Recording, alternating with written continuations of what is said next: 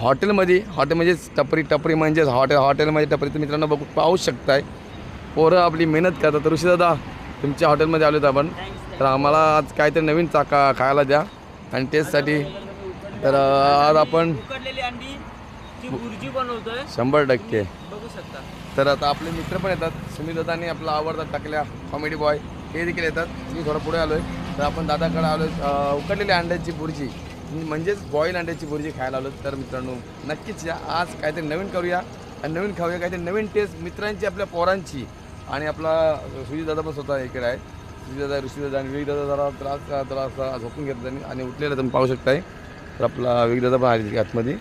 तर आज आपण इथं पाहू शकता बघा बिस्लरीचा बॉक्स पण आहे तिथं. अंडी भरपूर संपलीत आज, म्हणजे आजचा चांगला प्रॉफिट झाला मित्रांनो पाहू शकता. आणि मॅगी वगैरे पण भेटू शकतो 100% दादा.